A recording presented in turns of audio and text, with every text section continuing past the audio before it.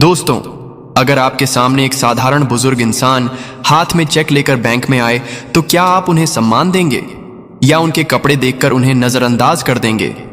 यह कहानी है एक पिता की बेइज्जती की और एक बेटी की इंसाफ की लड़ाई की। एक ऐसी बेटी जो सिर्फ अफसर नहीं बल्कि अपने पिता के सम्मान की सबसे बड़ी रक्षक थी।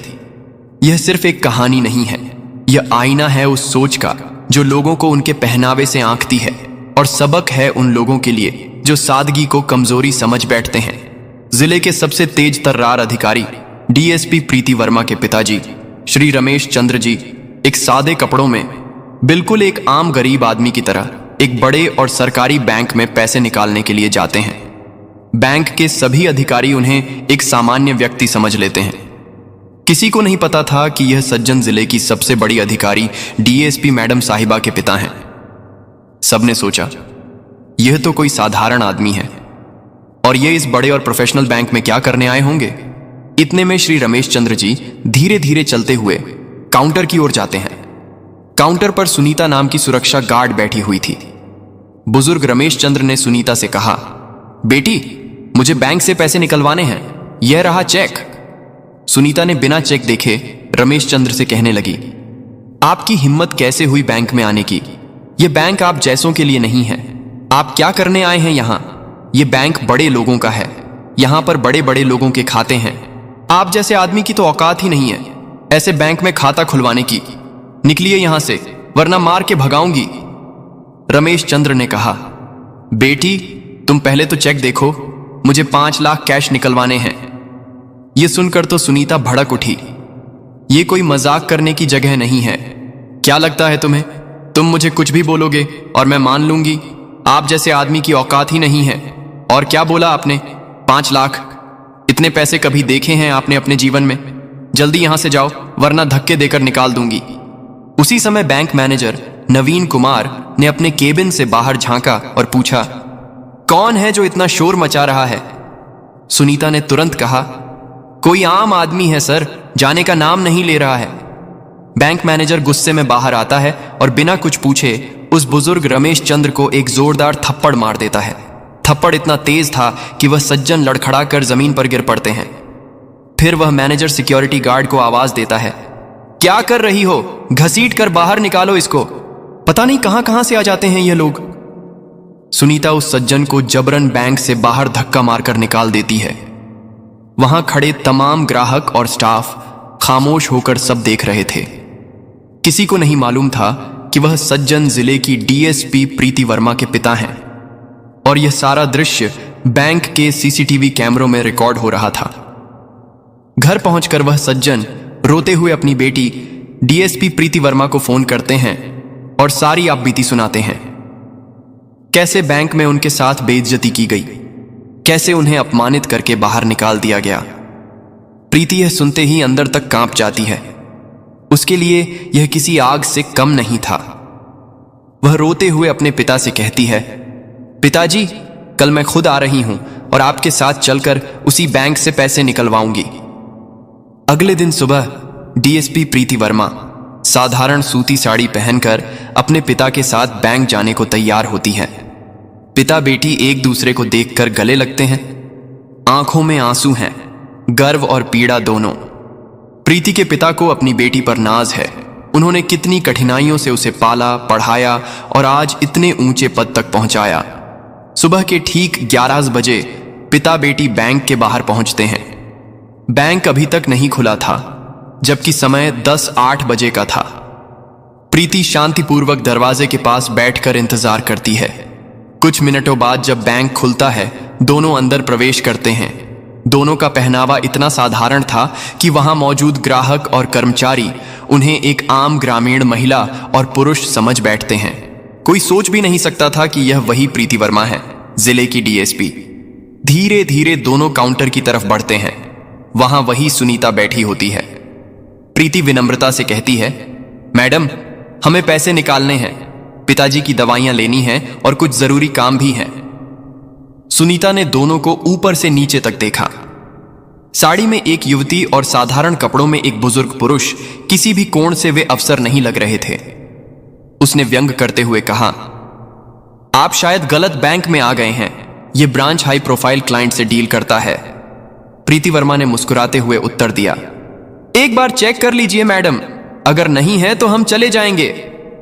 सुनीता ने बेमन से लिफाफा लिया और कहा, थोड़ा समय लगेगा, वेटिंग चेयर पर बैठ जाइए। प्रीति पिता का हाथ थामे कोने की एक खाली कुर्सी पर बैठ गई। उन्होंने पिता को पानी दिया और खुद भी शांत बैठी रही।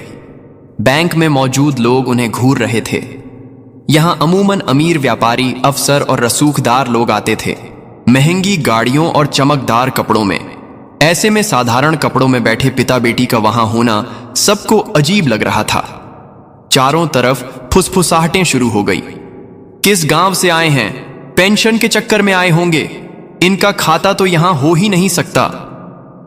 प्रीति सब कुछ सुन रही थी, लेकिन शांत बनी रही। उनके पिता थोड़े असहज थे, लेकिन बेटी का संयम देखकर खुद को संभाल रहे थे। थोड़ी देर बाद प्रीति ने सुनीता से कहा, अगर आप व्यस्त हैं तो कृपया मैनेजर से मिलवा दीजिए, मुझे जरूरी बात करनी है। सुनीता झुंझुलाकर फोन उठाती है और मैनेजर के केबिन में कॉल कर देती है। सर, एक महिला है, कह रही है कि आपसे मिलना है, भेज दूं? मैनेजर ने शीशे से झांक कर देखा। साधारण सी महिला अपने पिता के साथ बैठी थी। अफसर जैसी तो बिल्कुल नहीं लग रही थी। उसने ठंडे स्वर में कहा, मेरे पास फालतू लोगों के लिए समय नहीं है, कह दो बैठे और इंतजार करें। सुनीता ने कहा, आप वेटिंग चेयर पर बैठिए, सर थोड़ी देर में फ्री होंगे। प्रीति ने कुछ नहीं कहा, बस पिता का हाथ थामे वहीं शांत बैठी रही। एक अवसर की गरिमा और एक बेटी की सहनशीलता के साथ प्रीति वर्मा अब तक पूरी शांति और संयम में बैठी थी।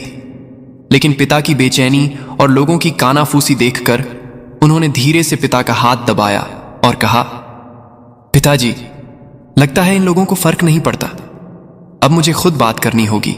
वह धीरे से उठी, साड़ी का पल्लू ठीक किया और सीधा मैनेजर के केबिन की ओर बढ़ने लगी। मैनेजर, जो अब तक शीशे के पीछे से उन पर निगाह रखे था, घबरा गया। उसने जल्दी से बाहर निकलकर प्रीति का रास्ता रोका और बोला, हाँ बोलिए, क्या काम है? प्रीति ने वही लिफाफा आगे बढ़ाया। मुझे पैसे निकलवाना है, मेरे पिताजी की दवाइयां लेनी हैं, और भी बहुत सारे काम हैं। ये रहे चेक, आप देख लीजिए। मैनेजर ने लिफाफा हाथ में लिए बिना ही बेरुखी से जवाब दिया, जब खाते में पैसे नहीं होते तो ट्रांजैक्शन कैसे होगा? तुम्हारी तो इतनी औकात नहीं है कि तुम्हारे खाते में पैसे हो, और बड़ा आया पैसे निकलवाने। प्रीति अब भी बेहद शांत लहजे में बोली, अगर आप एक बार चेक कर लेते तो बेहतर रहता, ऐसे अनुमान लगाना ठीक नहीं। मैनेजर अब खुलकर हंसने लगा। भाई, इतना एक्सपीरियंस है मेरा कि शक्ल देखकर ही समझ जाता हूं किसके पास क्या है। रोज आते हैं तुम्हारे जैसे लोग, और वैसे भी तुम्हारे अकाउंट में कुछ होगा, मुझे नहीं लगता। अब ज्यादा भीड़ मत लगाओ, देखो सब तुम्हें ही देख रहे हैं, माहौल बिगड़ रहा है, अच्छा होगा अगर अब चली जाओ। प्रीति का चेहरा अब भी स्थिर था, मगर उनकी आंखों में एक अलग चमक थी। शांति की जगह अब सख्ती उतर चुकी थी। उन्होंने बिना कुछ बोले लिफाफा टेबल पर रखा और धीमे स्वर में बोली, ठीक है, जा रही हूं, लेकिन एक विनती है, इस लिफाफे में जो भी जानकारी है एक बार जरूर पढ़ लीजिएगा, शायद आपके काम की हो। इतना कहकर वह पिता का हाथ थामे मुड़ी और दरवाजे की ओर बढ़ गई। लेकिन जैसे ही गेट पर पहुंची, वह पलटी और गहरी निगाहों से देखते हुए बोली, बेटा, इस व्यवहार का अंजाम तुम्हें भुगतना पड़ेगा, वक्त ही समझा देगा। पूरा बैंक कुछ पल के लिए सन्नाटे में डूब गया। कोई शोर नहीं, कोई गुस्सा नहीं, बस गरिमा से लिपटी एक चेतावनी जो किसी तूफान से कम नहीं थी। मैनेजर एक पल को ठिठका, फिर बुदबुदाया, बुढ़ापे में कुछ भी बोल जाते हैं लोग, चलो जाने दो, और वापस अपनी सीट पर बैठ गया। उसके सामने वही लिफाफा अब भी यूं ही टेबल पर पड़ा था, अनदेखा, अनपढ़ा। उसे यह नहीं पता था कि उसी लिफाफे में वह सच छुपा है जो उसकी दुनिया पलट देने वाला है। अगले दिन बैंक की वही रूटीन शुरू होती है। क्लर्क अपने काम में, कैशियर अपनी गिनती में, और मैनेजर फिर से उसी पुराने ढर्रे में। लेकिन इस बार एक फर्क था। वही बुजुर्ग श्री रमेश चंद्र, जिनके साथ एक दिन पहले अपमान की सारी हदें पार की गई थीं, आज फिर उसी बैंक में दाखिल होते हैं। पर आज वह अकेले नहीं थे। उनके साथ एक तेज तर्रार अफसर थी जो सूट बूट में चमक रही थी। उसके हाथ में चमचमाता हुआ ब्रीफकेस था। उन दोनों के प्रवेश करते ही पूरे बैंक की नजरें उसी दिशा में टिक जाती हैं। श्री रमेश चंद्र बिना इधर उधर देखे सीधा मैनेजर के केबिन की ओर बढ़ते हैं। मैनेजर पहले तो उन्हें पहचान नहीं पाता, लेकिन जैसे जैसे वह करीब आते हैं चेहरा साफ दिखने लगता है। वही सज्जन जिनकी सारी फाइलें उसने कल ठुकरा दी थीं, वही जिनकी सादगी पर वह हंसा था, वही जिन्हें उसने हमारे जैसे ग्राहक नहीं चाहिए कहकर निकाल दिया था। अब उसके चेहरे पर हवाइयां उड़ने लगती हैं। घबराकर वह खुद केबिन से बाहर आ जाता है। रमेश चंद्र का चेहरा आज आत्मविश्वास और गरिमा से दमक रहा था। वह रुकते नहीं, सीधा मैनेजर के सामने खड़े होते हैं और तीखे स्वर में कहते हैं, मैनेजर साहब, मैंने कल ही कहा था कि आपके व्यवहार का अंजाम भुगतना पड़ेगा। आपने ना सिर्फ मुझे बल्कि मेरे जैसे हजारों आम नागरिकों को नीचा दिखाने की कोशिश की है। अब वक्त है सजा भुगतने का। मैनेजर बौखलाकर कहता है, आप कौन होते हैं मुझे सिखाने वाले? ये कोई आपका घर नहीं है, ये बैंक है और आप यहां मेरा कुछ। रमेश चंद्र उसकी बात बीच में ही काटकर मुस्कुराते हैं, फिर अपने साथ आई अफसर की ओर इशारा करते हैं, इनसे मिलिए, ये मेरी विधिक सलाहकार हैं और मैं प्रीति वर्मा इस जिले की पुलिस उपाधीक्षक यानी डीएसपी हूं, साथ ही इस बैंक की 8% शेयर होल्डर भी। और यह मेरे पिताजी हैं जिनके साथ आप लोगों ने बहुत बुरा व्यवहार किया। एक क्षण के लिए पूरे बैंक में सन्नाटा छा जाता है। सभी कर्मचारी, ग्राहक, यहां तक कि दरवाजे के पास खड़े सुरक्षा कर्मी भी स्तब्ध रह जाते हैं। मैनेजर के चेहरे का रंग उड़ जाता है। वह कुछ कहता, उससे पहले ही प्रीति वर्मा फिर बोलती हैं, तुम्हें बैंक मैनेजर के पद से तत्काल हटाया जा रहा है। अब तुम्हारी पोस्टिंग फील्ड में की जा रही है, जहां तुम्हें रोज आम जनता से मिलकर रिपोर्ट बनानी होगी। प्रीति वर्मा ब्रीफकेस खोलती है और 2 दस्तावेज निकालकर सामने रखती हैं। पहला, मैनेजर के तबादले का आदेश। दूसरा, कारण बताओ नोटिस, जिसमें लिखा था कि आपका व्यवहार बैंक की नीति के विपरीत पाया गया है। मैनेजर अब पूरी तरह पसीने पसीने हो चुका था। कांपते स्वर में कहता है, मैडम, मुझसे गलती हो गई थी, मैं शर्मिंदा हूं। कल की बातों के लिए दिल से माफी मांगता हूं। प्रीति वर्मा की आंखें अब भी स्थिर थीं, पर आवाज में वह न्याय था जो किसी अधिकारी की पहचान होता है। माफी किस बात की मांग रहे हो? क्या सिर्फ मेरा अपमान किया था तुमने, या उन तमाम ग्राहकों का जो सादगी से आते हैं पर तुम्हारी नजर में केवल कपड़ों से आंखें जाते हैं? क्या कभी बैंक की गाइडलाइन पढ़ी है तुमने? उसमें साफ लिखा है, हर ग्राहक समान है, कोई अमीर गरीब नहीं होता, और जो भी कर्मचारी भेदभाव करेगा उस पर कार्रवाई की जाएगी। फिर एक क्षण रुककर उन्होंने सख्त स्वर में कहा, मैं चाहती तो आज ही तुम्हें निलंबित कर देती, पर मैं एक मौका दे रही हूं खुद को सुधारने का। अगली बार तुम्हारा नाम नहीं, तुम्हारी पहचान मिटा दी जाएगी। फिर उन्होंने बैंक की सुरक्षा गार्ड सुनीता को बुलाया। सुनीता डरते हुए पास आई। उसकी आंखों में आंसू थे। कांपते हाथों से बोली, मैडम, माफ कर दीजिए, मुझसे बहुत बड़ी गलती हो गई। आगे से कभी किसी को इस तरह नहीं समझूंगी। प्रीति वर्मा ने उसकी ओर देखा, फिर कहा, कपड़े देखकर किसी को छोटा मत समझो। जो सीख आज मिली है उसे जिंदगी भर याद रखना। बैंक का पूरा स्टाफ अब नजरें झुकाए खड़ा था। उन्होंने सबकी ओर देखकर कहा, पद से नहीं, सोच से इंसान बड़ा होता है। जो इंसानियत को समझे वही सच्चा अधिकारी होता है। यह कहकर प्रीति वर्मा अपने पिता के साथ बैंक से बाहर निकल गई। बैंक में कुछ पलों का सन्नाटा छा गया। फिर एक एक कर सबने एक दूसरे की ओर देखा। सबकी सोच बदल चुकी थी। उस दिन के बाद बैंक का माहौल बदल गया। अब हर ग्राहक को सम्मान मिलने लगा। किसी की सादगी देखकर उसे कम नहीं आंका गया और सभी के दिल में यह बात बैठ गई, कभी मत समझो किसी आम आदमी को मामूली, अगली बार वही तुम्हारे सामने खास बनकर खड़ा हो सकता है। यह कहानी हमें एक बहुत बड़ी सीख देती है।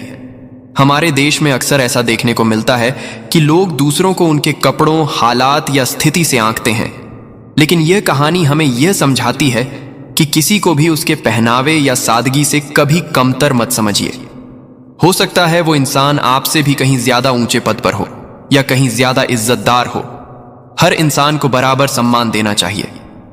गरीब हो या अमीर, हर किसी के साथ इंसानियत से पेश आना ही असली इंसानियत है। यही हमारी तहजीब है, यही हमारी संस्कृति।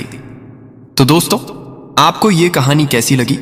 अगर आपको ये कहानी पसंद आई हो तो कृपया वीडियो को लाइक और हमारे चैनल को सब्सक्राइब जरूर करें और अपनी राय कमेंट बॉक्स में जरूर बताएं। धन्यवाद।